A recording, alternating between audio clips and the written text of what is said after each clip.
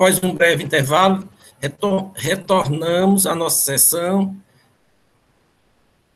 para continuarmos os debates. Passar para o doutor Carlos Sintra fazer esclarecimentos, depois o doutor Biratã para fazer alguma apreciação, e depois devolvo para os conselheiros para finalizarmos esse processo. Doutor Sintra. Objetivamente, presidente, é porque eu ouvi atentamente a conselheira Elinei, e eu estou lendo aqui a mesma cláusula, mas a cláusula que eu estou lendo, tem alguns aspectos aqui, eu vou só ler a cláusula, eu não vou dizer absolutamente nada. O que diz a cláusula 12ª? Eu vou ler duas cláusulas, presidente. Este regime poderá ser revogado a qualquer momento, caso se constate o descumprimento de obrigações tributárias, da principal acessória do contribuinte, ou ainda a critério da CEFAS de providência da oportunidade. Parágrafo 1º. Constitui também hipótese de revogação desse regime, pode ser revogado, né? A prática de infração de ação tributária pelo contribuinte após a data de sua vigência, desde que de falta de recolhimento do ICMS, aplicando-se, quando cabível, sanção legal prevista na legislação. Parágrafo 2º. Na hipótese dessa cláusula, ou seja, pode ser revogado. Se a administração entender de revogar, e eu vou dizer por que eu estou dizendo isso, porque lá tem uma cláusula lá embaixo que diz isso. Mas, presidente, não estou anunciando, por amor ao debate, eu concordo com Vossa Excelência, o processo está maduro, mas aqui, na hipótese dessa cláusula, ou seja, caso haja revogação, que não é automática, o imposto incidente das operações ocorridas a partir do descumprimento de qualquer obrigação será considerado integralmente devido desde a ocorrência dos fatos geradores, como se não houvesse qualquer benefício. Muito bem. E o tiro de misericórdia, senhor presidente, não pode ser diferente, não, presidente. Segurança jurídica. O Ministério Supremo dizia, o fisco pode muito, mas não pode tudo, presidente. Já imaginou se o auditor... Eu já soube que aconteceu isso e o auto caiu no contencioso. O auditor vai fiscalizar um contribuinte do FTI, identifica que ele deixou de recolher lá o diferencial de alíquota e diz, não, se você fez isso, eu vou desconsiderar o seu benefício no ano todo e eu sei, não é assim que funciona, presidente. Por que eu estou dizendo isso? É com base no documento. O que diz a cláusula 16ª? Isso é padrão, isso não é para esse caso, não. Este regime entra em vigor na data da sua assinatura e produz efeitos até tal data, podendo a CEFAS, mediante simples comunicação ao contribuinte. Isso não é o auditor foi fiscalizar, você errou, eu não vou. Não é assim que funciona. Prova é tanto que ele não desconsiderou, senhores. Se fosse assim, distinto conselheiro, ele teria desconsiderado o pagamento que ela efetuou no período. Revogou, eu não vou aceitar. Se ele, por qualquer motivo, incluiu alguma infração em fevereiro, de fevereiro para trás está tudo errado. É isso que acontece? Não é, né? Então eu respeito. Mas e diz, podendo, mediante simples comunicação ao contribuinte, não pode ser diferente, suspendê-lo, alterá-lo ou revogá-lo. Então, assim, eu fiz esse olhar sistemático para poder... Não é para esse caso concreto. Acho que esse caso, eu concordo com o distinto presidente, o processo está maduro. É só para a gente ver que existe um item, existe uma solenidade. Então, presidente, é só isso. Agradeço, vamos aguardar a manifestação da egresso segunda Câmara de Julgamento. Obrigado, presidente. Obrigado, doutor Sintra. Doutor Biratã, gostaria de fazer alguma observação?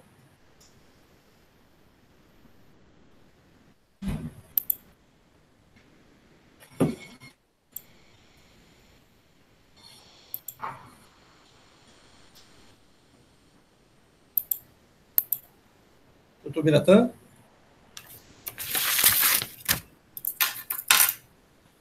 Perdão, senhores. Eu gostaria de novamente pedir a leitura pela doutora Elineide da cláusula que ela, há pouco tempo, antes do intervalo, fez a menção, até porque me parece que a colocação do doutor Carlos Sintra, ela se refere a uma das consequências, ou seja, o descumprimento do termo de acordo, ele pode gerar várias consequências. Uma delas é a rescisão do termo de acordo. Mas eu entendo que, mesmo vigente, o descumprimento de cláusulas, ele gera outras consequências. E não há necessidade de você, previamente, ter que ter um termo de acordo revogado. Isso, a meu ver, não faria o mínimo sentido.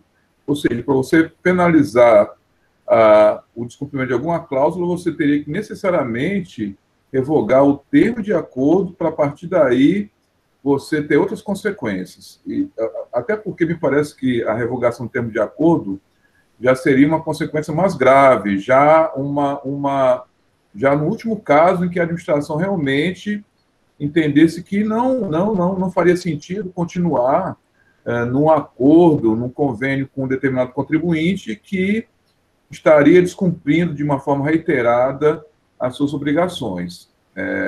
Mas, feito esse preâmbulo, gostaria de ouvir novamente o dispositivo, até para a gente colocar dentro do contexto da colocação do nosso doutor Carlos Sintra. Por favor, doutora Marília Neide, se pudesse fazer a leitura novamente. Posso sim, doutor Birata. Naquela hora eu só mencionei, mas assim, eu vou fazer a leitura na íntegra, como o doutor Carlos Sintra também fez. Cláusula 12ª. Este regime especial poderá ser revogado a qualquer momento, caso se constate o descumprimento das obrigações tributárias de natureza principal ou acessória pelo contribuinte ou ainda a critério da Cefaz, por conveniência ou oportunidade. Parágrafo 1º. Constitui também hipótese de revogação deste regime especial a prática de infração à legislação tributária estadual pelo contribuinte, após a data da sua vigência, desde que resulte em falta de pagamento do ICMS, aplicando-se, quando cabíveis, as sanções legais previstas na legislação pertinente. Aí a cláusula 2ª, o parágrafo 2º. Na hipótese desta cláusula, o imposto incidente nas operações ocorridas a partir do descumprimento de qualquer das obrigações tributárias pelo contribuinte será considerado integralmente devido desde a ocorrência dos respectivos fatos geradores, como se não houvesse qualquer benefício, sujeitando-se ainda aos acréscimos legais cabíveis, inclusive a atualização monetária. Ok.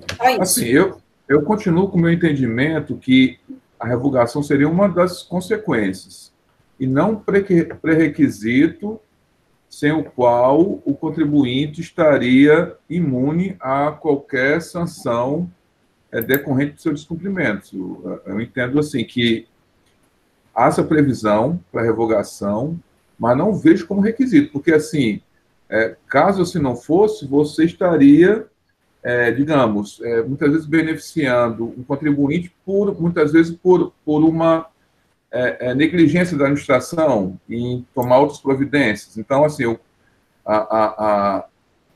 terminou, aquele contribuinte até já fechou, já encerrou suas atividades, e aquele termo de acordo ele perdurou durante um bom tempo, e depois você constata diversas irregularidades, diversas infrações que não tinham sido apuradas antes, e você simplesmente consegue todos os benefícios como se ele estivesse agindo corretamente. Então, assim, esse é o meu raciocínio que eu tinha que colocar. Obrigado. Obrigado, Biratã. Justo que você está em debate, focando aqueles 3 pontos. O primeiro, a questão da decadência, para aqueles processos que é pertinente, que pode ser aplicada. É a questão da base de cálculo, e a última, a conversão do processo em perícia. E os termos da perícia. Doutor Leilson, gostaria de falar?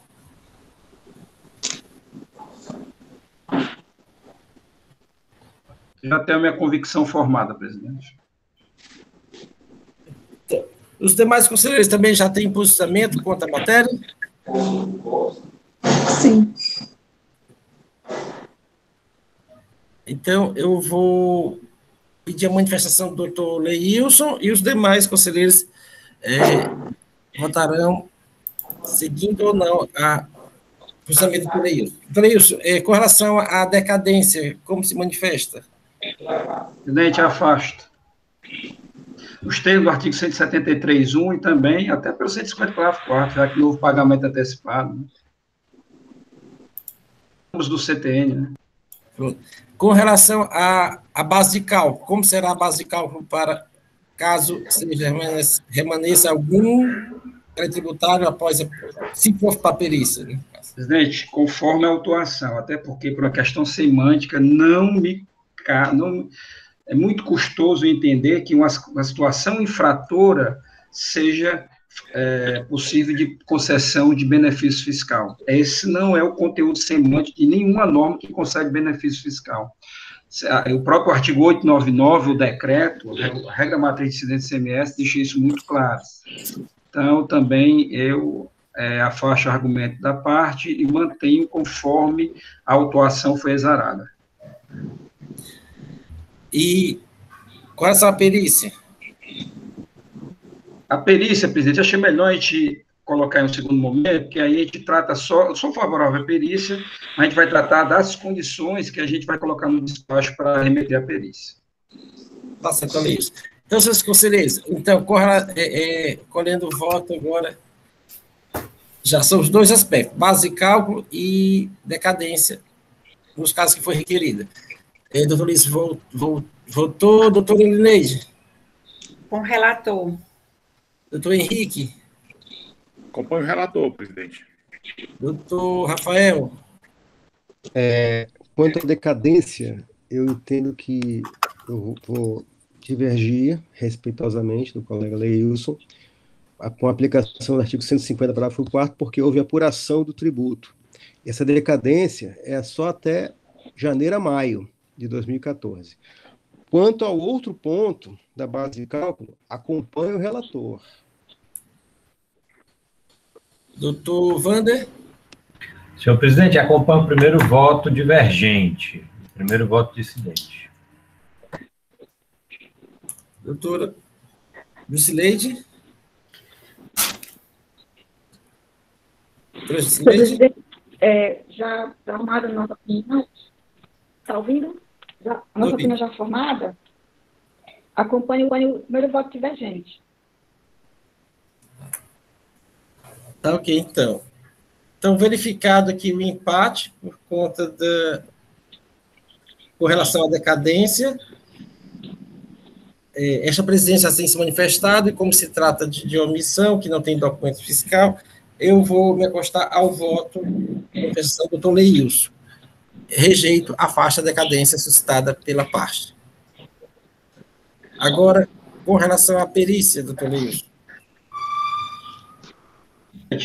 Sou favorável à perícia e eu gostaria de propor a discussão dos colegas muito parecido com aquela perícia, aquele despacho que nós propusemos no passado, num caso, acho que foi em novembro ou foi em dezembro, que a partir do levantamento fiscal, se verificar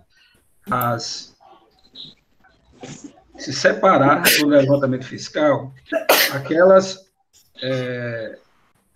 situações em que contém o mesmo código EAN.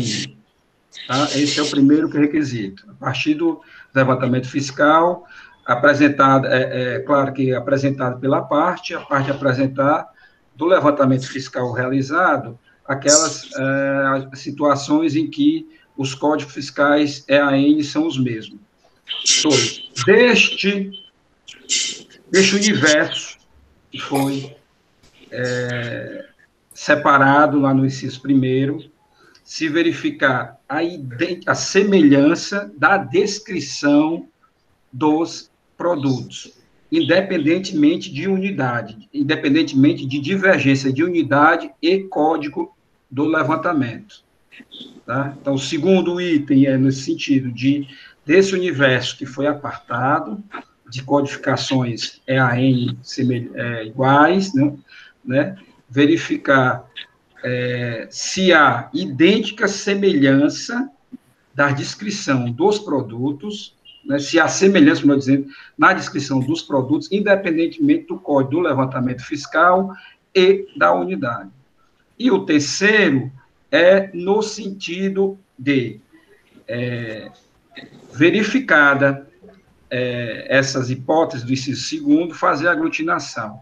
E o item 4 é não se levar em consideração as descrições da marca do remédio, do produto, ou produto, não é só remédio, né, do produto, ou se é genérico. Ou seja, nesses casos, não haveria que ter aglutinação, já que se trata de dois produtos diferentes. Tá? E, sim, eu esqueci logo no início, que neste caso, dessas codificações, no item 1 da codificação EAN, que sejam iguais, somente nos casos em que há, ao mesmo tempo, a omissão de entrada e a omissão de saída. No item 1. Somente nos casos em que há omissão de entrada e omissão de saída. Eu não sei se a Silvana ela conseguiu anotar, mas seria interessante ela repetir, que aí a gente tenta aqui, né? Conseguiu, Silvana, anotar? Direitinho não. Ficou Então, vamos lá. Item 1, né? Do levantamento fiscal, conforme a lista trazida pela recorrente, tá certo?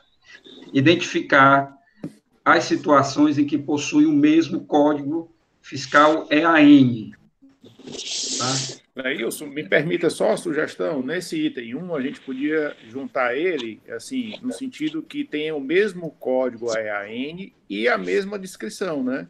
Sim. Porque como a gente viu aqui, tem vários códigos EAN que são produtos completamente diferentes, né? Então, levar em consideração só esses, né? Então, assim, com a proposição, Henrique, assim, e levar em consideração que tem que ter a omissão de entrada e a omissão de saída também. Isso tem que mas assim, primeiramente, como você está colocando, que tem o mesmo código EAN e que tem a mesma descrição do produto, independente de a unidade ser caixa ou individual, né? Seria mais ou menos isso, né? Isso. Então, vamos lá, vamos refazer o inciso. Vamos refazer o inciso primeiro, né? Conforme a lista apresentada, lista de produtos apresentada pela recorrente, verificar no levantamento fiscal as situações em que constem, ao mesmo tempo, o mesmo código fiscal EAN e semelhante descrição, mesmo código fiscal EAN, vírgula, semelhante descrição e constarem ao mesmo tempo como omissão de entrada e omissão de saída. Ou seja, essas três condições são cumulativas. Sendo estas três condições cumulativas. Qualquer desobedecimento a uma dessas condições não será objeto de aglutinação, tá? Não será objeto de aglutinação. Bom, aí já reduz para o inciso segundo. O inciso segundo é no sentido de que não se fazer aglutinação de produtos em que tenha mesmo princípio ativo, mas que são produtos diferentes, seja em razão de marca ou por ser genérico. Não aglutinar os produtos em que, mesmo que tenham o mesmo princípio ativo, mas que se constituem diferentes, seja em razão de marca, de produto, mercadoria de marca, ou por serem genéricos. E o terceiro é que observar nas aglutinação a mesma unidade, necessitando, se for o caso, de fazer conversões. Conselheiro, só um minuto. Conselheiro Leilson e senhor presidente. O terceiro novamente. Só está dúvida. Silvana, sua dúvida, Silvana? Não, é porque eu não ouvi, não anotei o terceiro. Ele já falou. No terceiro, aqui, nos casos de aglutinação,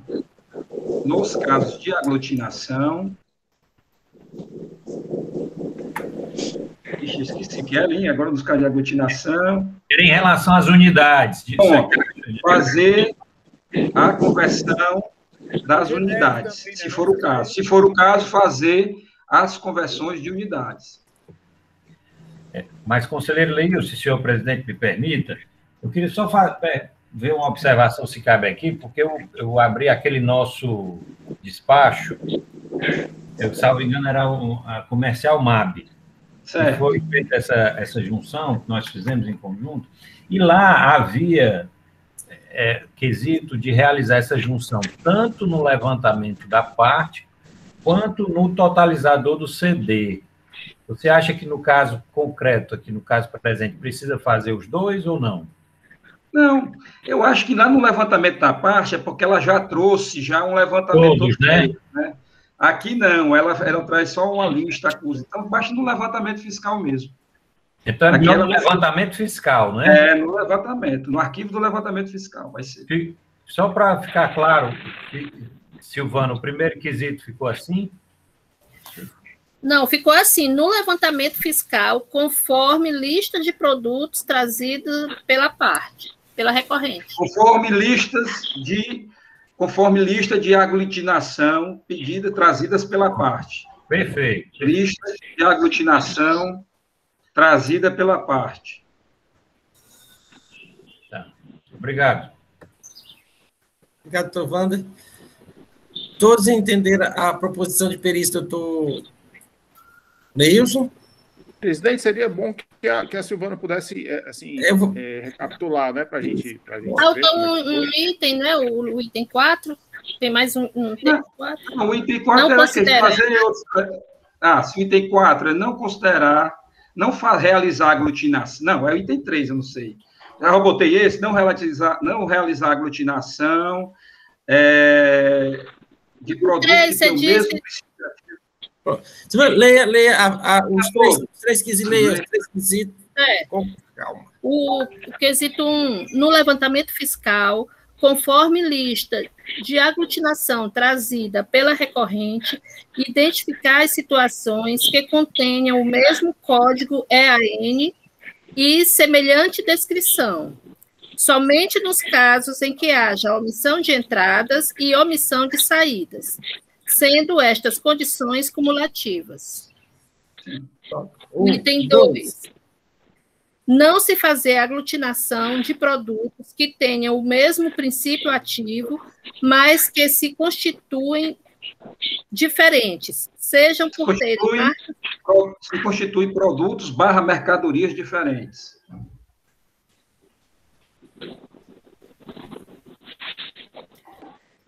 Produtos / mercadorias diferentes, sejam por terem marcas diferentes ou por serem genéricos. O terceiro, nos casos de aglutinação, fazer conversão de unidades, se for o caso. E o quarto não seria... considerar as... Fala aí, desculpa, pode continuar. O que eu tinha anotado, não considerar as descrições, não é o mesmo do terceiro. É o terceiro. O quarto vai ser aquele genérico, né? Outras informações. Então. Não considerar as descrições de produtos genéricos, é o mesmo, né? Aqueles produtos que não houveram movimentação, Laís, que o auditor não considerou e que ele trouxe aqui para o levantamento? Não vai para a perícia. Mas era interessante do jeito que está aí, né? Do jeito que está aí, não vai para a perícia. Só vai para a perícia esses casos aí. Só vai para a perícia isso. Se quiser colocar... Mas, assim, é porque ele trouxe um exemplo aqui, eu acho que foi no teu caso mesmo, não foi, não? Foi, no meu caso. Você colocou aí?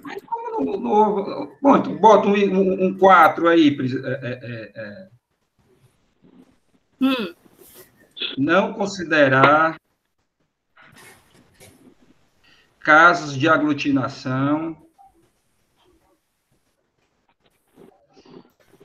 trazidos pela recorrente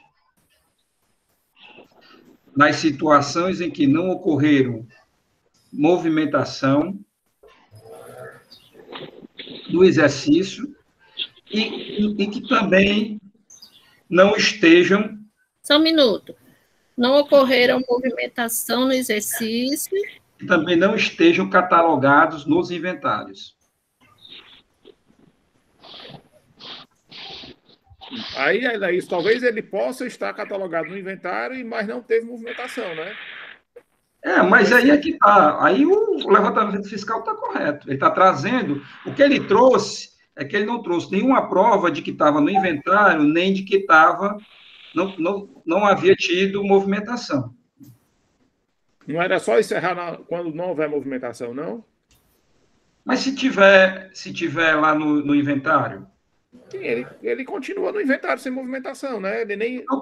Então, ok. Então, corre só no sem movimentação. Então. Pronto. Tá ok. Ele vai estar lá no inventário mesmo, é verdade? Isso. Todos os senhores conselheiros entenderam as questões formuladas, né? Podemos colocar em votação? Sim. Sim, presidente. Este pedido de perícia, as duas primeiras votações se aplicam aos 4 primeiros processos. Tá certo? Presidente. Sim, doutor Biratã.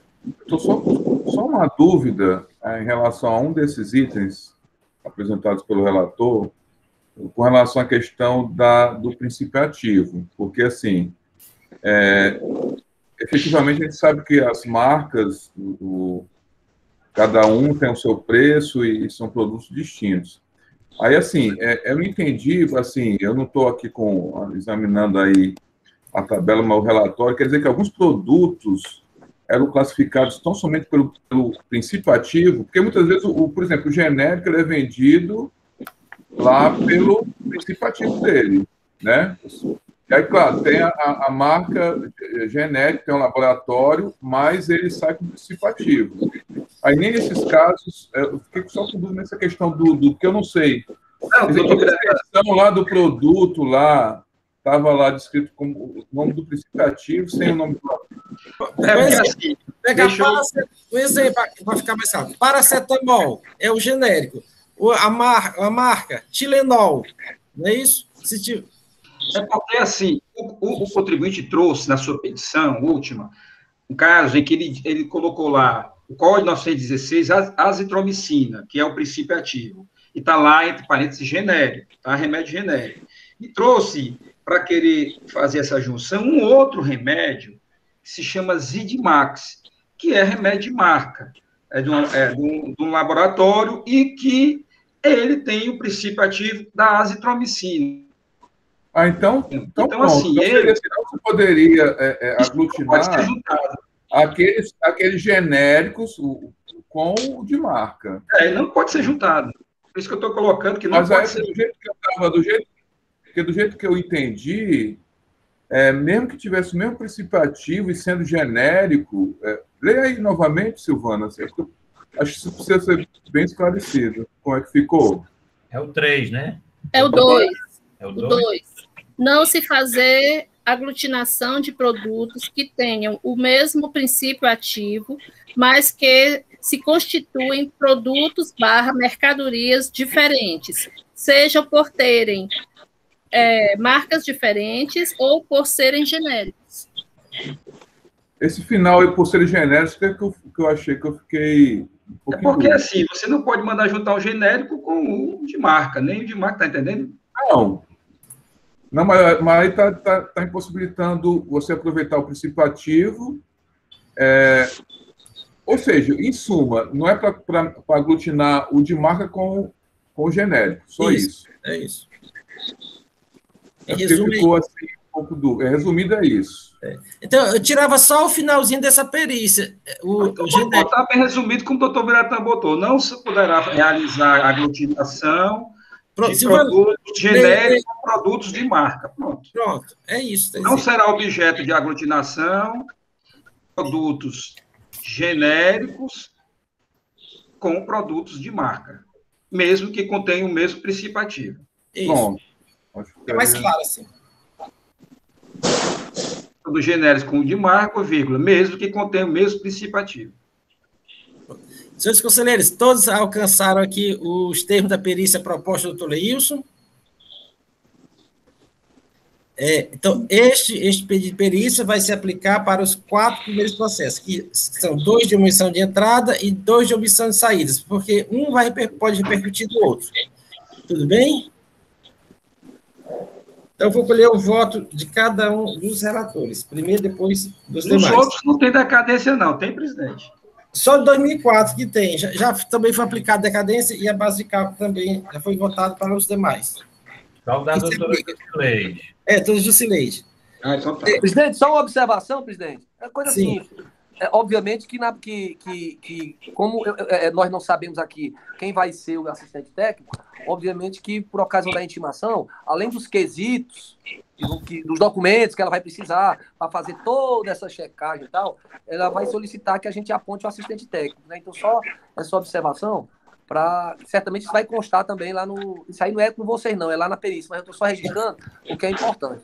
Tá bom, presidente? Tá certo. Então, Silvano, coloque na ata que o advogado da parte solicitou, informou que a parte indicará nomeará assistente técnico para acompanhar a perícia, tá certo? Só colocar essa observação. É bom ser intimado para isso, né? Eu acho que na perícia, quando eles intimam pedindo o documento, eu acho que eles já pedem, né? Então, é praxe da perícia, doutor. Pois é, então é bom só registrar para evitar, porque teve problema aqui em outros processos, que aí não chega, aí a pessoa não apresentou, aí quando ele foi falar, enfim. Obrigado, presidente.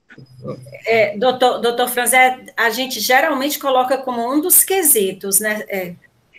Intimar assistente técnico, porventura indicado pela parte. Presidente, sim. Qual é o processo que não tem a votação da decadência? É do doutor Henrique, relator doutor Henrique, e o de relatoria do doutor Wander.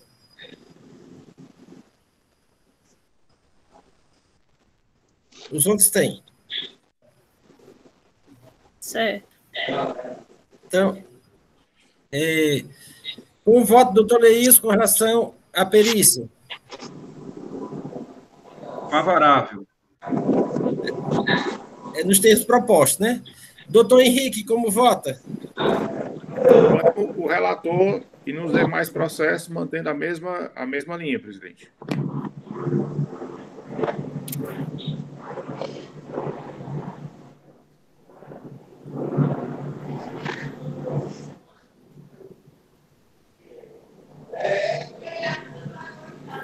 Está sem áudio, presidente.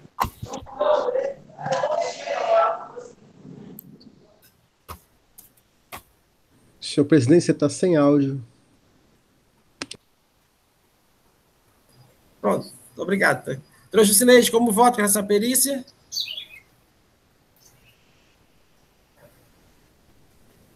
Sem áudio, doutor Jusileide. Libere o áudio. Senhor presidente, não era o doutor Rafael. Presidente. E da senhora também vota pela conversão. E doutor Wander, como vota? Acompanho o relator. E proponho no meu também, né? Tá certo. E como vota o doutor Rafael? Acompanho o relator, senhor presidente. E doutora Elineide? Com os relatores. Pronto. Essa votação se aplica aos 4 processos aqui, dos relatores. Presidente? Sim, Silvana. Essa votação da base de cálculo. Já foi no primeiro momento. Não, eu sei. É para registrar como? Assim?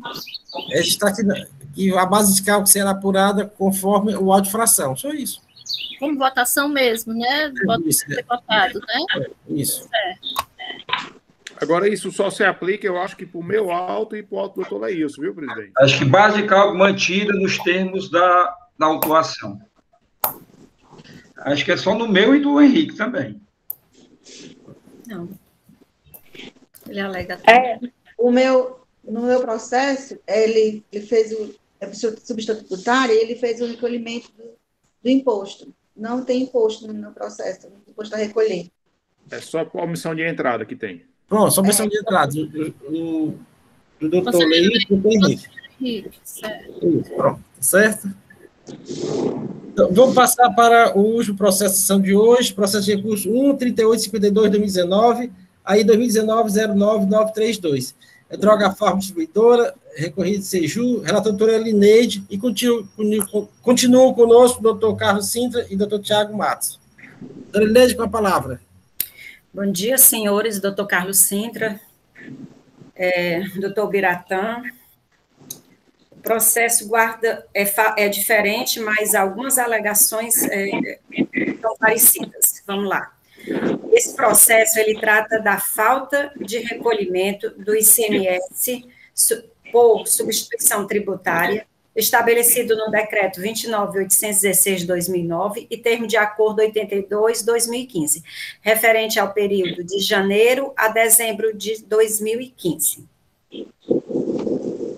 O agente do fisco indica como dispositivos infringidos os artigos 73 e 74 do Decreto 24569/97 e a penalidade prevista no artigo 123, 1C, da Lei 2.670/96, alterado pela 13.418. Na informação complementar ao auto, o agente do fisco esclarece que a ação foi desenvolvida com amparo no mandado de ação fiscal número 2018-14209. O autuado faz apuração de ICMS nos termos do regime especial de tributação número 82/2015 e artigos 67 e 69 do decreto 24569/97, sendo responsável pela retenção e recolhimento do ICMS nas operações de entrada e saída realizada no período de janeiro de 2015 a dezembro de 2015, que foi efetuada a apuração do ICMS-T do período mencionado a partir dos documentos fiscais de entrada e saída e dos respectivos cálculos de substituição tributária. Constatado que o contribuinte não apurou e não recolheu o ICMS, substituição tributária, nas saídas de mercadoria, como determina o parágrafo 5º da cláusula 3ª do regime especial de tributação 82/2015. E demonstra a infração numa planilha que está contida no CD anexa ao auto.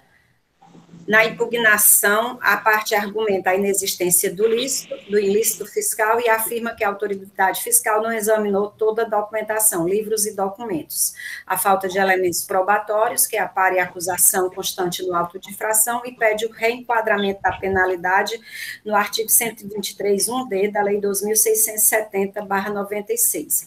O julgador monocrático. Primeiro, nesse auto, tem uma manifestação sobre a tempestividade da defesa.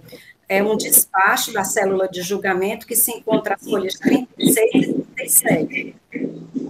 Considerando que o marco inicial para a contagem do prazo de apresentação ocorre da ciência do contribuinte, e que, conforme a R, as folhas 34, ocorreu no dia 4/7/2015, portanto, a defesa foi impetrada dentro do prazo legal. Após análise da tempestividade da impugnação, o julgador monocrático decide pela procedência do lançamento, com fundamento nos artigos 73, 74, 546 e cláusula 3ª, parágrafo 5º do regime especial de tributação 82/2015.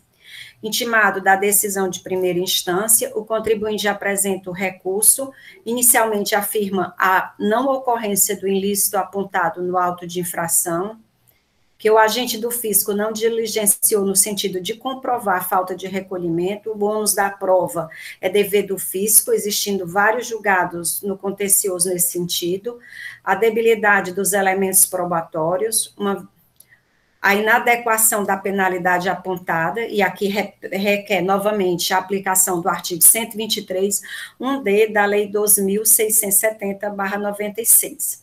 O processo é encaminhado à célula de assessoria processual tributária, é emitido o parecer número 326/2020, sugerindo o conhecimento do recurso ordinário, negar-lhe provimento para confirmar a decisão de procedência do lançamento.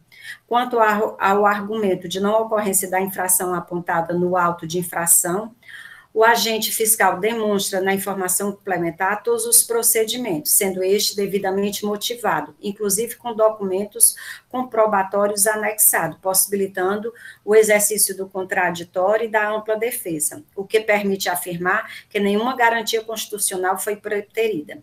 Quem consulta ao sistema cadastro de contribuintes de ICMS, a autuada tem como KNAI principal o comércio atacadista de medicamentos e drogas, pertencente ao segmento de comércio atacadista, e que tal segmento encontra-se sobre a égide do decreto 29.816/2009, destaca o conjunto probatório inserido no CD e afasta a aplicação do artigo 123.1D da Lei 2.670, uma vez que o imposto não se encontrava devidamente escriturado. A parte também anexou, como nos demais processos, né, uma petição ontem, e ela argumenta basicamente, e aqui vai ser toda a nossa discussão novamente, com relação à questão do preço do valor atribuído na base de cálculo, que o auditor fiscal utilizou o valor do inventário, e aqui ele vem e com argumento na cláusula 3ª, parágrafo 5º do regime especial, que foi aquela cláusula lida, requerer a aplicação do último preço de entrada. É este o relato, senhor presidente. Com a palavra, doutor Biratã. Obrigado, senhor presidente. Procurando ser bem objetivo,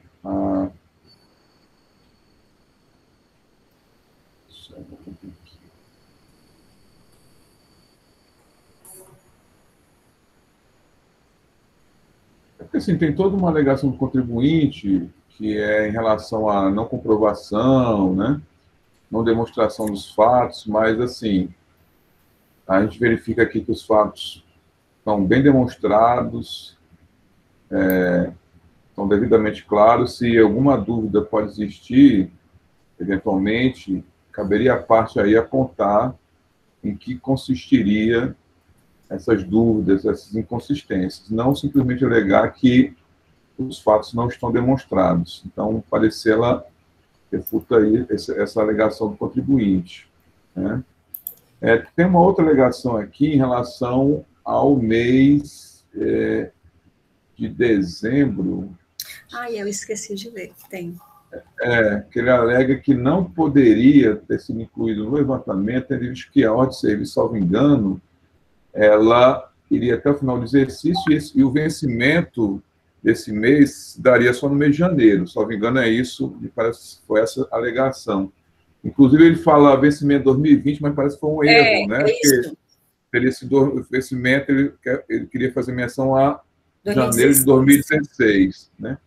E aqui nós refutamos também esse entendimento por entender o seguinte, que quando se analisa, né, quando o fiscal, a fiscalização recebe uma ordem de serviço para poder apurar, né, fazer auditoria de determinado período em relação aos fatos geradores daquele período, né, independente da questão do vencimento, né. Estaria incorreto, por exemplo, se a autuação tivesse dado anterior à data do vencimento. Aí sim, digamos que eu tivesse 3 meses para pagar um determinado tributo, se deu em determinado mês, e no segundo mês o fiscal procedesse à autuação sem que tivesse decorrido aquele prazo do vencimento. Aí sim estaria equivocado. Mas na data em que procedida a autuação fiscal, aquela já teria vencido, né, aquele período para fazer o pagamento, e você tem que se ater ao fato gerador, porque senão você realmente geraria uma limitação, ao meu ver, incongruente para a fiscalização poder fazer seu trabalho. Então, assim, nós entendemos que não encontra guarida essa alegação do contribuinte. Também há um pedido aqui de reenquadramento para a aplicação do 123.1D, por entender que os documentos estavam regularmente escriturados.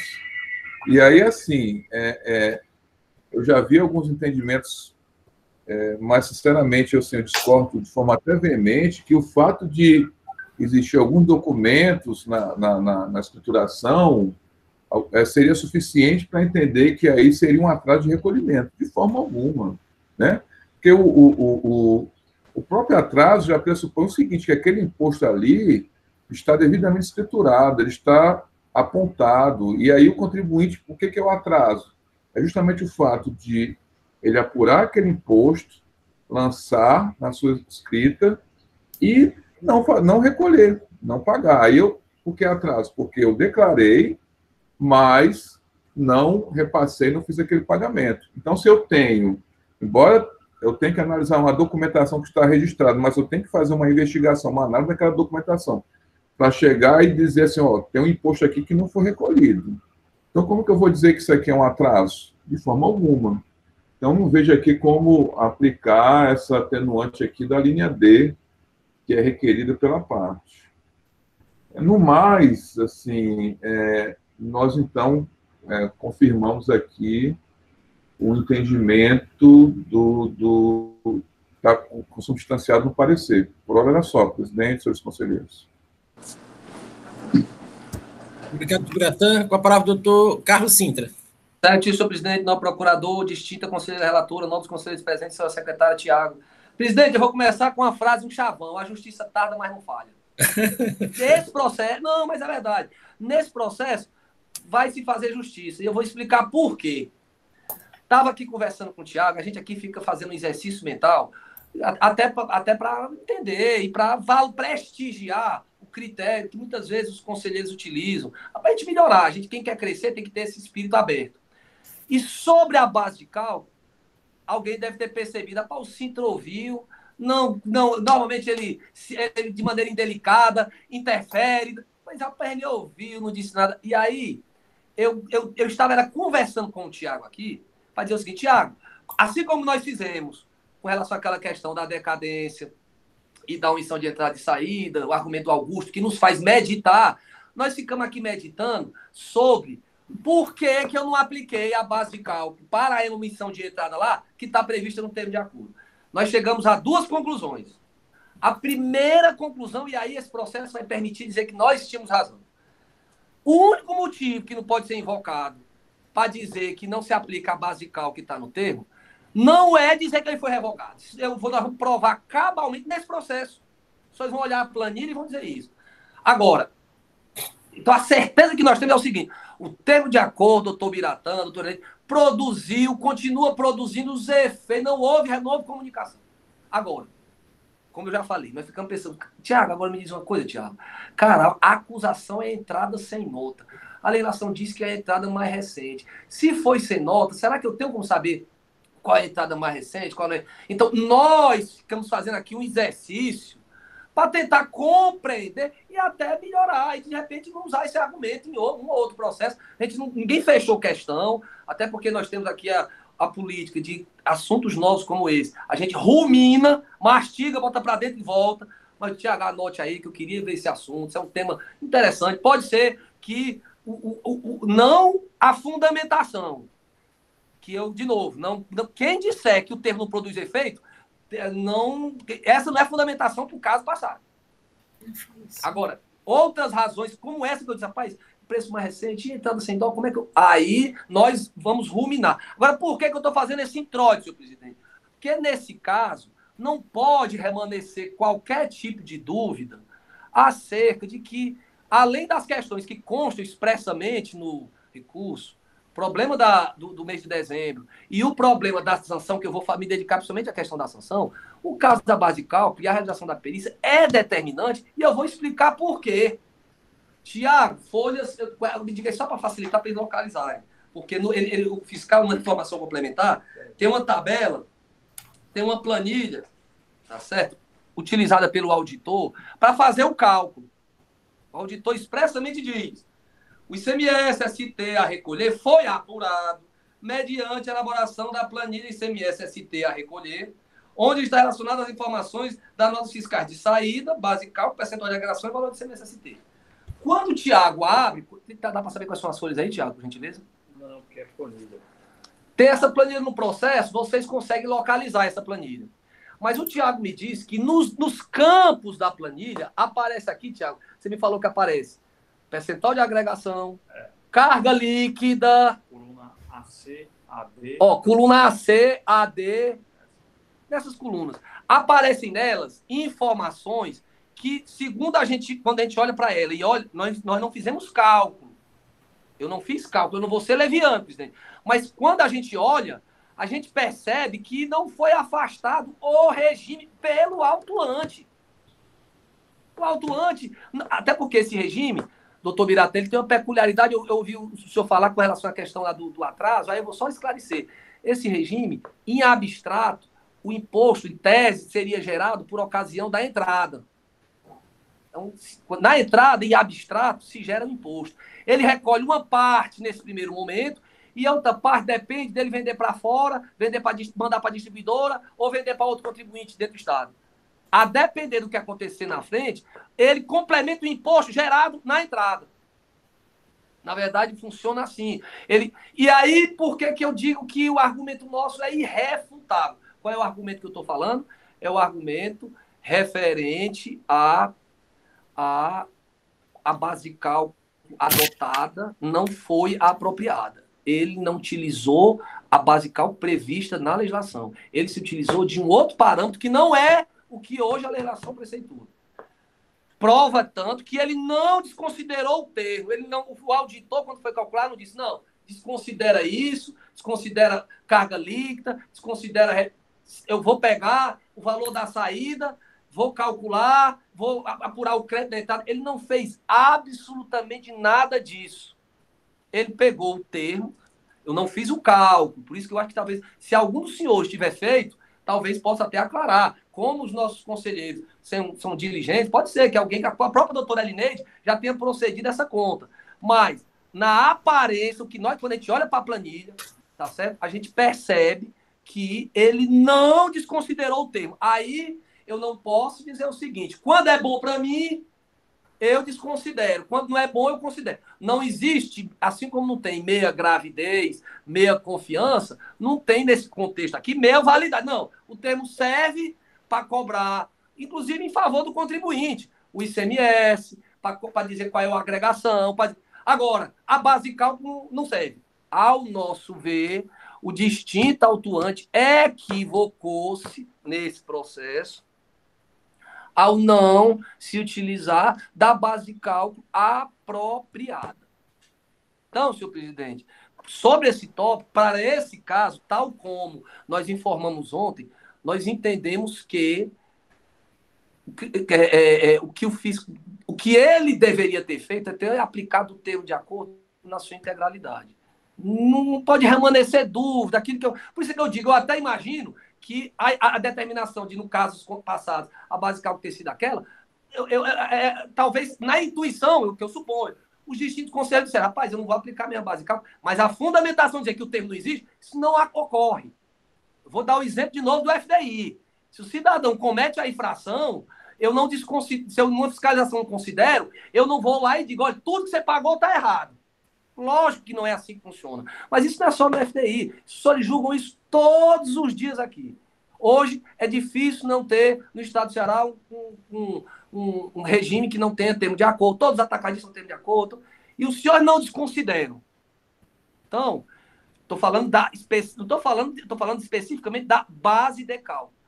Pela planilha, a aparência que ele se valeu do termo de acordo para identificar esses elementos. Está falando em carga líquida, está falando. Agora, não utilizou que ele deveria recolher parte do que já foi recolhido na modalidade ST entrada, supostamente não teria recolhido esse complemento.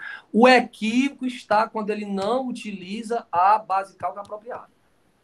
Que é aquela base de cálculo definida no termo de acordo, que para revogar exige comunicação.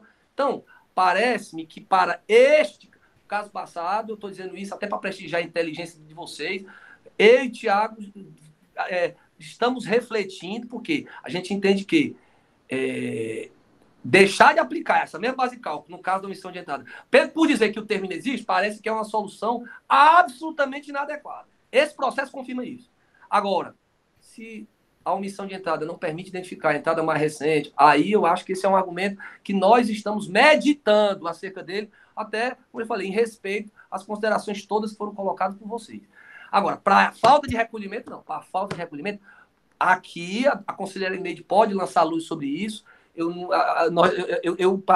Assim, essa planilha, eu confesso que eu não consigo ter facilidade para proceder esses cálculos da fórmula. Eu não sou totalmente analfabeto nisso. Verdade é que eu sei usar o Word, outros programas eu não sei usar para nada, para absolutamente nada. Mas eu devo dizer que, pelas rubricas, ele utiliza as informações supostamente definidas no termo de acordo. Muito bem. Então, esse é um primeiro aspecto, senhor presidente. E tem outros dois aspectos que vocês discutiram, eu vi aí atentamente o relato, vi a manifestação do procurador, do distinto procurador. Sobre a questão do mês de dezembro, eu já tratei as razões que eu acho. Já fui vencido, não vou insistir. Eu tenho para mim que a falta de recolhimento de dezembro ocorre em janeiro, não identifica ali em dezembro. Como o período fiscalizado é de janeiro a dezembro, em dezembro eu não tinha como saber, eu tenho como saber hoje. Mas se eu tivesse fiscalizando no dia 31 de dezembro, ó, o fiscal não tinha como saber se eu tinha deixado de recolher o imposto. Por isso que nós colocamos aqui. E quanto ao atraso, nós entendemos aqui, porque nós já perdemos alguns processos, doutor Biratã, mas num contexto um pouquinho diferente. Que processos nós já tivemos e fomos vencidos pela Câmara numa situação parecida. Era a situação em que o contribuinte emitia o documento, mas acidentalmente aquele documento ou o cupom fiscal não integrava a informação que ele comunicava ao fisco acerca daquela operação. Como que não tivesse havido aí, distintos conselheiros, a regular a escrituração.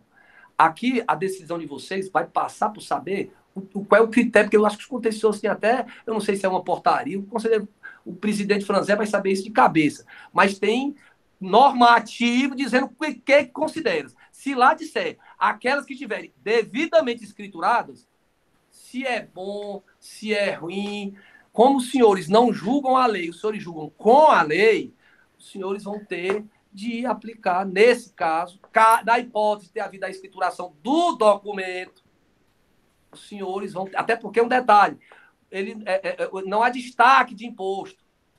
Na verdade, até porque ele presta conta com base no valor de entrada, como eu já falei. Comprei por 100. Quanto é o imposto? É 10. Eu pago um pedaço na entrada e o outro pedaço eu vou prestar conta dos 10, é por ocasião da saída. É assim que funciona a sistemática.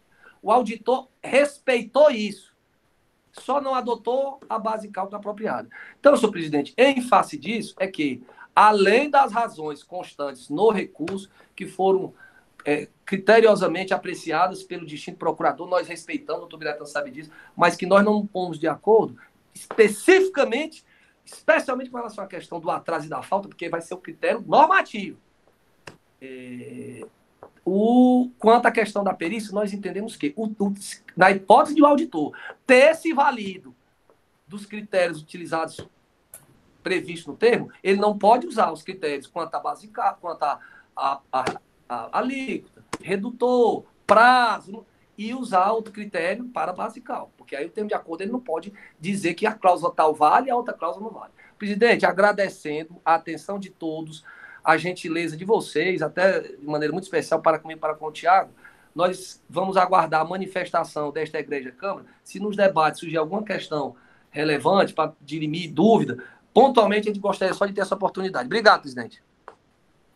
Obrigado, doutor Carlos Sintra. A doutora Elineide, relatora, tinha a palavra, depois o doutor Wanda, depois o doutor Henrique, nessa sequência. Doutora Elineide, doutor Wanda, doutor Henrique, agora doutor Leilson. Palavra, doutora Elineide. Muitas questões interessantes, né? Foi bom o retorno, viu? Foi um bom retorno. Esse processo aqui, ele tem interessante, né? Eu sou uma que, às vezes, voto pela questão do atraso. Vou começar pelo mais, na minha cabeça, o mais simples que está resolvido na minha cabeça, né? Com relação à questão do atraso. Aqui não é atraso, aqui foi uma falta, ele não pagou mesmo, esse imposto sequer chegou a ser declarado. E como o conselheiro Leilson e o conselheiro Henrique batem muito, né? Não é só a questão da escrituração, é a escrituração e o imposto. Essas notas esse imposto não teve na questão da saída, porque, como bem explicado pelo doutor Carlos Sintra, esse tipo de pagamento, ele tem um tanto na entrada e o restante na saída, dependendo do tipo de saída. Então, essas notas sequer esse imposto foi calculado algum valor, eles não foram pagos nada, né? Então, para mim, isso aqui é o 123.1c mesmo, né? Com relação à outra questão do mês de dezembro, o doutor Biratã resumiu assim, perfeito, né, que é a questão dos fatos geradores. A gente está examinando os fatos geradores de janeiro a dezembro de 2015 e ocorreram dentro desse lapso temporal, portanto, dentro da ordem de serviço. Não importa se o pagamento ia ocorrer em janeiro ou em março, porque aí é a data de pagamento. Agora, com relação à base de cálculo, e aí o doutor Sintra colocou, e realmente eu olhei a tabela, a planilha, certo? Eu vou até ver se eu consigo compartilhar com vocês a planilha. Uma janela. Ó, vocês estão vendo, senhores? Porque eu fico só com ela aberta aqui. Eu fico só com a planilha na minha frente. Então, realmente, agora sim. Vocês estão conseguindo visualizar aí? Eu não vejo os senhores. Realmente, o agente do fisco utilizou o termo de acordo. Ele utiliza a questão da agregação, base de cálculo, e do ICMS-ST, e eu fiz um exemplo aqui, que eu acho que foi a primeira nota, e realmente foi o valor do termo de acordo. Agora, com relação ao preço, eu vou aqui pegar aqui o valor unitário do preço, esse valor aqui, ó, dessa tabela aqui, que eu estou trabalhando nela aqui, é o mesmo valor que consta no inventário, valor de inventário, certo? Ele não utilizou o valor da última entrada, tem até a coluna, e aqui a gente vai, ó, valor unitário, médio ponderado, tem uma coluna aqui que é valor valor... Bom, eu achava que deveria ser essa coluna aqui, mas não, ela, por sinal, ela está em branco, certo? Eu vou interromper aqui o compartilhamento. Só um instante. Então, ele utilizou o termo de acordo no cálculo da base de cálculo, na agregação, nas alíquotas, que são as cláusulas, se os senhores forem por termo de acordo, por isso que eu tirei cópia, porque eu fiquei examinando essa planilha, é a cláusula terceira, o parágrafo 5º. O imposto a recolher, e aqui eu vou ler na totalidade, o imposto a recolher quando das saídas internas subsequentes dos produtos será complementado pela carga tributária líquida resultante da aplicação dos seguintes percentuais sobre o valor da entrada mais recente. Aí tem uma condicionante, que não poderá ser inferior à média mensal das entradas, acrescido de margem de agregação estabelecido nos incisos 1 a 2 deste parágrafo. Então, fica isso. Ele utilizou realmente os valores de agregação e tudo, mas com relação, pelo menos no que eu examinei, eu não sei se o doutor Henrique ou o doutor Leilson ou algum outro conselheiro chegou a ver, porque lá nos outros o processo era diferente, porque sequer a nota tinha sido emitida. Isso. Nós estávamos tratando de falta, né, de omissão de entrada e omissão de saída. Então, ali não foi porque houve uma desconsideração do termo de acordo, não. Foi porque ali sequer as operações foram, digamos, reconhecidas ou declaradas pelo contribuinte. É diferente. Aqui eu parto das notas de saída, que estão escrituradas, é um fato, mas o imposto não está recolhido e nem colocado lá no campo devido, né, como o ST das saídas dessas operações. Daí porque que eu acho que é o 123.1c, aqui já antecipando o meu entendimento. Mas com relação ao preço, fica realmente essa questão da utilização do preço que tem no termo de acordo. Se alguém tiver algum entendimento, eu posso até mudar, mas de antemão eu penso isso. É só, senhor presidente. Sem áudio. O senhor está sem áudio. Obrigado, doutora Elineide. Agora, doutor Wander, depois doutor Henrique, depois doutor Leilson. Senhor presidente, obrigado. Senhora relatora, é mais uma questão de dúvida que surgiu em relação a essa questão que envolve o mês de dezembro, não é? Porque nós não temos valores em dezembro, não é? Eu não olhei, tem não. Janeiro a junho, eu acho. É só de janeiro a junho. Janeiro a junho só. Janeiro a junho. Ia fazer essa menção também, mas... Porque bota dezembro, mas é só janeiro a junho, quando a gente vai na planilha. Não, o dezembro aí é só para efeito de correção monetária, para a partir de janeiro do exercício subsequente, não pegar do meio do ano do exercício fiscalizado. Exato. Perfeito, ok. Doutor Henrique? Presidente, assim, o que eu ia levantar, na realidade, as questões para trazer aqui para a gente discutir, a primeira era exatamente essa, né? Porque pelo levantamento do auditor, só foi cobrado os meses de janeiro a junho de 2015, então dezembro não teria nem que ser discutido, porque não tem, ele não está cobrando o mês de dezembro, né? Então, é uma matéria, assim, que não caberia nem a gente estar arguindo esse assunto aqui. Com relação à cobrança, assim, era bom só a gente esclarecer, como a doutora Elineide bem colocou, aqui não se está falando em revogação de regime especial, que esse fato não aconteceu. A empresa não foi intimada, o regime especial, até que ele tenha um documento que tenha cientificado o contribuinte para ser revogado, ele está valendo. E no período, como bem colocou o doutor Carlos Sintra, ele estava valendo. Agora, eu não posso aplicar o benefício que a empresa tem numa operação que, partindo do pressuposto que o auto de infração está correto, né, que a gente até vai verificar isso após da perícia, mas partindo desse pressuposto, a empresa adquiriu o documento fiscal sem nota. Aí a pessoa compra deliberadamente sem nota, passa a margem de todo o fisco, ainda quer ter benefício fiscal em cima disso. Isso não tem o menor fundamento, né? Assim como também o FDI. Se eu vender sem nota, depois chegar, olha, eu vendi sem nota, mas aí agora eu quero que você me dê meu benefício porque eu tenho um contrato, eu vou pagar só 25%. Isso não é aplicado em canto nenhum, né? Então, assim, dentro do que está se discutindo aqui, o termo está valendo. Agora eu não posso aplicar esse benefício com uma operação que efetivamente foi adquirido sem documento fiscal à margem da nossa legislação, né? E no caso presente, o fiscal apurou realmente com base no termo, né? Mas por quê? Porque foi emitida nota fiscal. A nota fiscal aqui, no caso, foi emitida, só que ele deixou de apurar esse imposto aqui das operações de saída. E voltando também com relação à posição de atraso e falta, né? Quando a empresa apura isso, tem um campo lá no SPED que ela tem que colocar SMS, substituição, saídas internas, e ela leva esse valor a débito lá, e aquilo é para estar registrado, e tem um código específico de recolhimento para isso. Então, a empresa não trouxe essa informação para o SPED. Então, como eu não tenho essa informação, isso não está lançado, então não estaria devidamente escriturado. Por isso, o meu entendimento aqui no caso também, que seria o enquadramento na falta de recolhimento mesmo, e não no atraso. De forma objetiva, presidente, seriam essas minhas considerações. Obrigado, doutor Henrique. Doutor Leilson.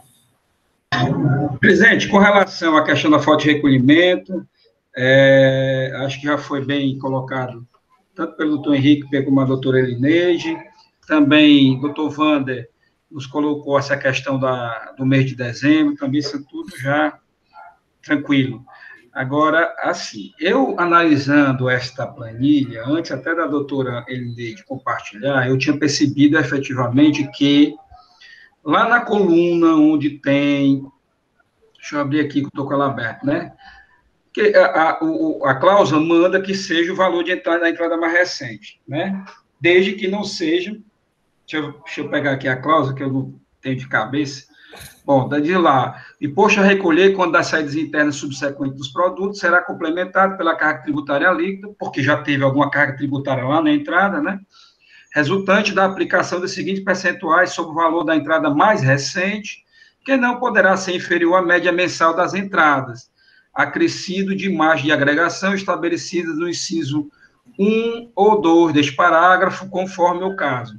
Acho até estranho, porque esse parágrafo tem 3 incisos, né? Ele só menciona 1 ou 2, mas, na verdade, tem 1, que é 3,27, o da cesta básica, com a carga tributária 7%, 6, inciso 2, quando é interestadual, quando for 12%, né? Aliás, quantos produtos também cesta básica com carga tributária de 12%, o outro era carga tributária de 7%, e 8, e o inciso terceiro, 8,50, que é quando se trata de produtos com carga tributária de 17%. Então, na verdade, são 3 incisos, ele só faz menção no parágrafo a só 2, mas, na verdade, entenda-se aqui a 3.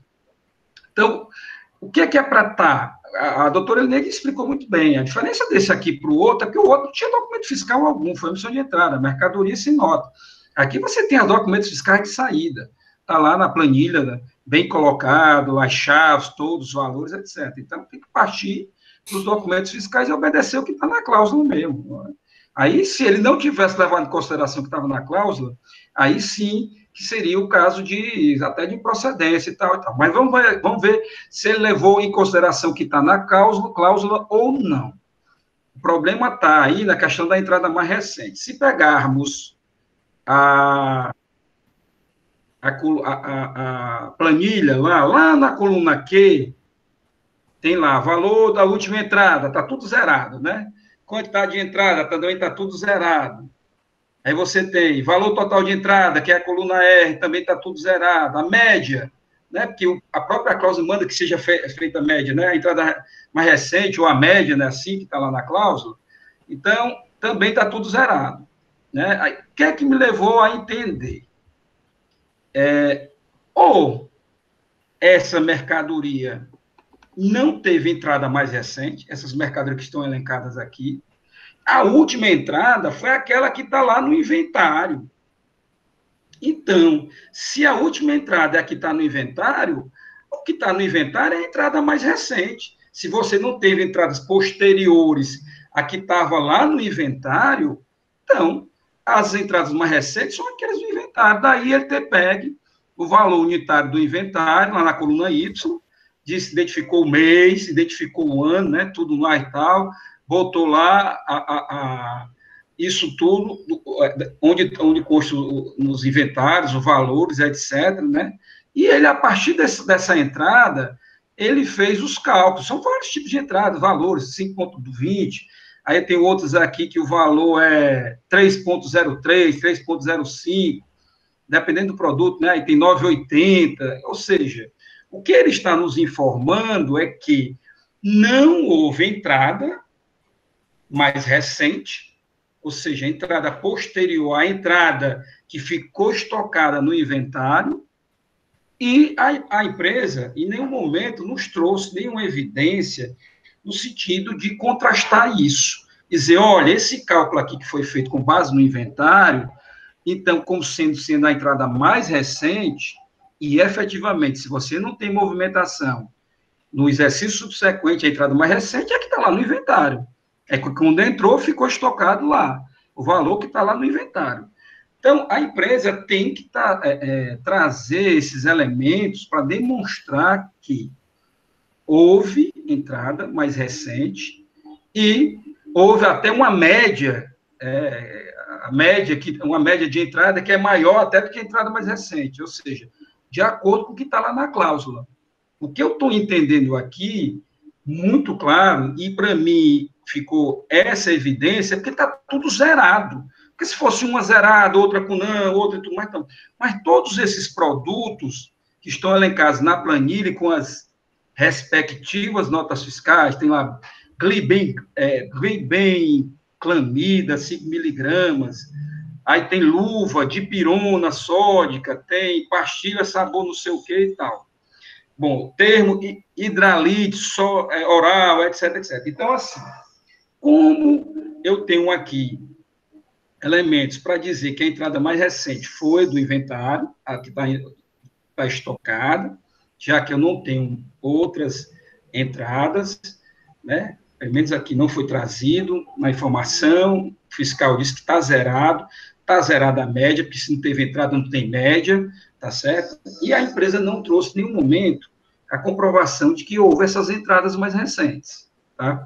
Então, esse é o centro da questão. Se aceita esse argumento da empresa sem nenhuma documentação comprobatória de que houve entrada mais recente do que a dos inventários, e aí se encaminha para a perícia para se fazer o cálculo pela média da entrada mais recente, né, como está lá na cláusula, ou se não se aceita, já que a argumentação trazida pela empresa não evidenciou nenhum documento comprobatório nesse sentido.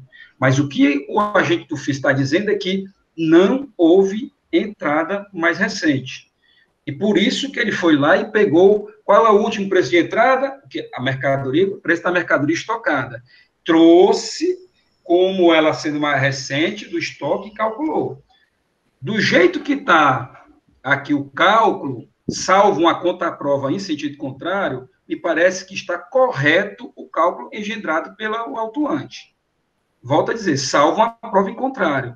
Eu esperava que a empresa tivesse tido, assim, a diligência de trazer, ao ler esta planilha, e demonstrar o equívoco do agente do fisco, no sentido de dizer, olha, houve sim entradas mais recentes. Após o que está no inventário lá, houve essa entrada aqui. Bastava 3 ou 4 exemplos. Houve uma entrada, está aqui, é fácil, a nota fiscal de entrada mostra lá, está aqui. No dia 6 de março, houve a entrada desse produto. Então, se houve falta de recolhimento em abril, o cálculo deveria levar em consideração a média dessas entradas que ocorreram em 6 de março. E não foi isso que o fiscal fez. Ele pegou a do inventário, que é antes da entrada. Então, esse é o cerne da questão, no meu entender. Se admitirmos que esta argumentação da empresa, no sentido de fazer o cálculo pela entrada mais recente, e aí sim, se utilizando de documentos, mesmo sem ter algum documento comprobatório nesse sentido, se é suficiente para a gente enviar para a perícia e a perícia refazer esses cálculos. Ou se não, como o fiscal disse que não houve entrada mais recente, por isso que ele pegou os inventários, está aqui na planilha, e também não há nenhum documento comprobatório dessas entradas mais recentes, se a gente recusa a perícia e julga o auto de infração da forma como ele está na planilha. Doutor Leilson. Obrigado, doutor Leilson. Doutor Franzé, eu posso falar? Pode, sim. Com relação a isso, né, nos autos, eu não tenho esses elementos, mas ontem, à tarde, eu recebi o e-mail onde a parte alega existir algumas entradas mais recentes, e ele faz uma planilha pequena, é verdade, com 2 produtos, mas eu não tinha como atestar esses dados, né, não atestar no sentido de ver, assim, o documento e tudo mais, porque por conta que o tempo foi, como o doutor Carlos Sintra começou a sessão dizendo, que foi realmente curto, tanto para eles quanto para a gente, que está analisando o processo. Mas aí eu pensei se não seria o caso da gente sobrestar e dar a possibilidade ao doutor Sintra de apresentar numa data aqui, apresentar formalmente no CONAT, e aí eu analisaria, a gente traria para fazer uma proposição ou de perícia ou então de julgar como está. Porque a petição que foi colocada ontem à noite é pouco, só são 2 e eu não estou com os arquivos. Mas há pelo menos a citação dos documentos fiscais aí, numeração. Tem, doutor, tem, na realidade, assim, tem eu acho que é o CNPJ do fornecedor dele, aí tem um registro C170, aí o valor unitário aqui sai por exemplo, em um determinado produto que ele estava de 5,40, ele está aqui a R$2, mas eu não tinha como verificar isso, por isso que eu estava sugerindo, eu não sei se os restantes dos conselheiros concordam. Doutora, a senhora precisa de mais tempo para análise? Não, na realidade, não é que eu precise de mais tempo para análise, eu preciso de mais elementos da parte para verificar essa questão do preço de entrada, porque se for do jeito que está o processo, seria o indicado pelo agente do fisco. O que eu estava sugerindo era conceder um prazo à parte para ela apresentar esses valores de entrada mais recente, porque eu não tinha esses produtos para pesquisar nos meus autos. Eu não sei se o doutor Sintra... E o doutor Sintra apresentou 2 notas, mas eu não tenho como verificar. Tá ok, doutora Neide. Eu quero dar ao doutor Sintra se tem condições de apresentar esse elemento, se der um prazo de 20 dias, 30 dias para apresentar. Ele está tentando falar, mas está sem áudio. Sem áudio, doutor Sintra? Desculpa. Presidente, primeiro, deixa eu cumprimentar a doutora Elineide, doutor Leilson, doutor Henrique, todos que se manifestam, os demais conselheiros se manifestam, sempre trazem o que evidencia o propósito de acertar. Agora, a empresa não se incomoda em absolutamente nada de trazer esse material. Agora, eu queria só salientar um detalhe. Eu não estou dizendo que a metodologia, porque eu podia ter alegado aqui, que a metodologia foi inadequada, porque o fiscal não aplicou o termo. O doutor Leilson fez uma ilação. Ele disse, eu olhei para a planilha. Se na planilha ele não usou o preço mais recente, é porque não tem preço mais recente. Não há nada nos autos dizendo isso. Aqui, doutor Leilson e doutor Elineide, quem errou não foi a empresa, não. Quem errou foi o fiscal. Mas eu não aleguei nulidade, não. Aqui, a perícia vai fazer todo o trabalho fiscal. Nós não alegamos isso, não.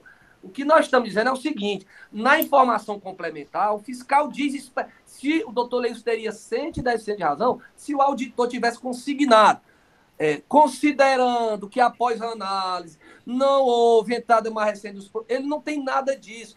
Na informação complementar, no último parágrafo da página 2 da informação, ele diz o ICMS foi apurado olhando as informações da nota de saída, base de cálculo, percentual de agregação e valor do ICMS-ST a recolher. Nem em nenhum momento. Então, senhor presidente, a parte não se opõe, se tiver. Mas eu quero reiterar que nós não estamos pedindo nulidade porque a metodologia é inadequada ou porque a perícia vai fazer um novo trabalho fiscal, não. Nós estamos querendo que, caso haja imposto a recolher, que o Estado receba. Agora, que ele receba de acordo com a legislação, porque a legislação não pode ser boa para cobrar e não ser boa para reduzir, presidente. Então... não há problema algum, mas nesse caso aqui, eu acho que tem que dar a César o que é de César. Quem errou, pelo menos de acordo com o que está, eu estou falando o que está nos autos. Eu não estou fazendo ilação. Nos autos não há nenhum elemento dito pelo fiscal que não existe entrada mais recente. Então, se ele não disse, ninguém aqui, nenhum de nós pode. O que é que ocorre quando não há certeza? O cálculo está correto? O cálculo está correto? Aqui, se a parte não tivesse alegado, nada. E qualquer conselheiro tivesse dito, presidente, eu trabalho no setor de medicamento, eu sou da setorial de medicamento. Presidente, se a pessoa dissesse isso, a postura era mais correta em homenagem à verdade material, senhor presidente. Mas a parte diz que não se opõe em absolutamente nada em trazer a documentação que está suscitada. Mas eu insisto, nós, até o presente momento, não estamos suscitando que a metodologia foi inadequada, que o fiscal não aplicou a legislação. Nós estamos dizendo que a base cálculo que ele adotou não foi a base cálculo que o regime do contribuinte permite. Era só isso, presidente. Obrigado. Obrigado, doutor Sintra. Volto para os conselheiros. Doutor Leilson.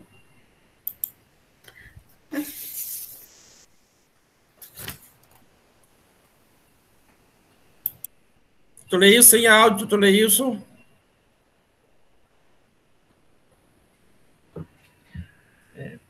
Senhor presidente, eu queria saber onde é que eu estava, porque é tanta tela aberta, eu estava lá no computador da Secretaria da Fazenda, aí eu primeiro tenho que me situar onde é que eu estou para poder entrar. Assim, na verdade, eu entendo o que o doutor Carlos Sintra falou, mas assim, pela minha familiaridade com planilhas de autuação, não foi ilação, doutor Carlos Sintra, não foi ilação porque, assim, como eu vi a planilha ela é autoexplicativa, e ele cita a cláusula lá da informação complementar, como é que deve ser calculado o imposto, e a planilha é autoexplicativa, ela tem os campos da nota fiscal, de saída, ela tem o valor, depois ele vai para as entradas, vai dizendo quanto foi o valor da última entrada, o valor unitário da última entrada, a quantidade, ou seja, nos autos, diferentemente como entende o doutor Carlos, há sim a evidência, por parte do agente do fisco, de que ele entendeu que não houve entrada, como eu disse, ele entendeu claramente que não houve uma entrada mais recente, porque ele constituiu as colunas, a entrada mais recente, botou assim, valor última entrada, unidade última entrada, e botou zerado. Ou seja, ele foi atrás, pelo menos assim, nos arquivos que dispuseram para ele fazer essa ação fiscal, na FD, ele foi buscar essas informações. Não constando essas informações, é que ele colocou zero. Tá certo? Assim, mas assim, nos autos, eu entendo que não é ilação, não. Aí eu discordo do doutor Carlos Sintra, é porque como eu tenho familiaridade com essas planilhas, eu entendo que nos autos há, sim, os elementos, pela planilha, que demonstra que o fiscal entendeu que não havia entrada mais recente diante dos arquivos que ele capturou para o aplicativo, tá? Então, ele entendeu isso. Se esses arquivos estão errados, se há elementos que a empresa pode trazer, ótimo, excelente, a gente está aqui atrás da verdade material mesmo. A gente não tem nenhum problema, ou de sobrestar, como disse a doutora Elineide, ou depois encaminhar para uma perícia, não há nenhum problema em relação a isso. Mas só para dizer que não foi ilação de minha parte, não, foi da leitura que eu tenho da planilha, como eu tenho familiaridade com a planilha, eu verifiquei que essa era o que o agente físico estava apresentando, né, de não ter havido uma entrada mais recente. Presidente, o doutor Wander pediu a palavra, mas só assim, pedindo nesse momento um pouco de objetividade, tendo em vista o horário, e a doutora Maria Elineide já tem uma proposta, né, para a gente poder... Aí o doutor Wander pediu, mas só antecipando esse meu pedido aí, presidente. Obrigado. Obrigado, doutor Biratã. Doutor Wander, com a palavra. Senhor presidente, sem querer me colocar confrontando a proposição da doutora Elineide, mas caso seja possível, diante de tanto debate também de algumas colocações feitas, tanto pela parte, quanto pela doutora Elineide, quanto pelo doutor Leilson, eu gostaria de pedir vistas desse processo. Está acertando, Biratã, na forma regimental, concedido vista ao processo. Aproveitando se o doutor Sintra tiver alguma prova, acrescentar alguma coisa, como a doutora Elineide tinha sugerido, tem esse período de vista, pode fazer. Isso, claro, um documento para clarear neste julgado. Isso. Até mesmo porque até ontem eu tinha checado as planilhas e na minha cabeça tudo ok, porque eu fui lá, estavam os valores, fiz o batimento das agregações e tudo. Então, se existir um preço mais novo aqui, de entrada, era que pode ter alguma retificação na planilha, certo? Obrigado, Elineide. Então, quero agradecer ao doutor Sintra pela participação. Nós que agradecemos, desculpem aí eventuais excessos, respeito o bem-querer é o mesmo, e aí nós vamos sim providenciar isso, vamos aguardar só a intimação, vamos providenciar, e espero que nas próximas sessões todos estejamos aqui com saúde, com disposição. Um grande abraço a todos. Doutor Sintra, não poderia já se considerar fazer o pedido agora para a gente evitar, porque senão o processo vai ter que ir para um setor para estimar. Não, o pedido para quê, doutor? Era para o senhor anexar, porque na planilha... Não, mas eu posso, pode constar, mas eu digo que a intimação que eu quis me reportar é a intimação da nova sessão. Tá certo? Então, mas nós vamos providenciar, porque a senhora está em dúvida, o conselheiro de lei está em dúvida. Nós entendemos que o processo não pode ter desfecho sem perícia. Então, tá certo? Se me intimar para apresentar, porque eu não sei se isso é usual, mas... Na próxima, terminar aqui, eu já vou falar com o contador para ele providenciar. Agora, se vier a intimação, também não tem problema, não. Certo. Não, ninguém deliberou a intimação, tá? Com pedido de vista, doutor. Não, tem uma providenciar, porque tem interesse da parte. Tem 30 dias, quer dizer, só no próximo mês que esse processo volta em pauta. Pronto. Então, esse tempo todo a empresa pode, tendo alguma prova, aproveitar e peticionar os autos para constar. Se possível, até para facilitar, presidente, porque eu compreendi aí a observação do doutor Biratã, às vezes eu até sou um que atrapalha o doutor Biratã nesse sentido, mas eu quero ver até se possível se a gente junta esses documentos antes, até para na sessão, ninguém passar, para recuperar, aí para dizer, olha, o processo é esse, a parte trouxe, eu já examinei, tá, para facilitar, quer para o doutor Wander, quer para a doutora Elineide, para a gente tentar otimizar. Tá bom, presidente? Bom, obrigado, doutor. Obrigado pela distinção. Tiago está mandando um abraço a todos. Boa tarde, obrigado. Vocês consideram estar encerrada a sessão, assuntos gerais? Presidente, sim. Eu queria só fazer umas considerações aqui ao doutor Sintra, que ele, pela sua postura, pela sua competência, a forma como ele apresenta a sua defesa, e ele deixa assim bem claro e um bom entendimento para nós conselheiros. Então, assim, eu queria agradecer a colaboração dele, a forma como ele se porta diante desse conselho. Então, é tão valoroso para nós. Eu queria fazer essas considerações. Tá, okay. Obrigado. Obrigado, doutor Sileide. Silvana, conste em ata as considerações da doutora Sileide. Seus conselheiros, assuntos gerais. Presidente, só para pedir a Silvana que ela me mande para o meu e-mail, só essa partezinha dos CIS aí do despacho para eu fazer, aí eu posso repassar para o pessoal na Câmara. Tá? Manda cola no e-mail para mim, é só essa parte, viu, Silvana? Dos CIS da perícia. Não vou mandar já nada, porque eu vou fazer a ata. Pode também, pode. Manda a ata, então, pode ser também. Aí, se tiver alguma alteração, você já faz. E, pessoal, só dizendo que eu continuo mandando aí as mensagens sobre rock and roll, né? As coisas. Só uma dúvida. Sim, eu tenho Da sessão? eu tenho acompanhado. Senhor presidente, só uma dúvida. O pedido de perícia, é o doutor Leus que vai fazer para todos os conselheiros de fim do processo?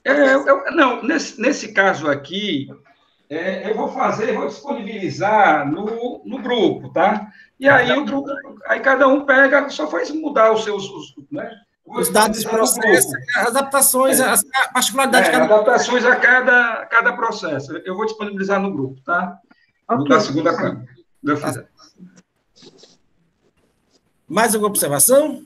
Doutor Wanda, assim, só tentar contribuir aqui, doutor Wanda, quando o senhor pegar esse processo, dê uma olhadinha nessa cláusula 5ª, porque a gente falou muito de entrada mais recente, mas no parágrafo 5º diz o seguinte: Cláusula ou parágrafo? Entrada mais recente. Cláusula ou parágrafo? Parágrafo 5º.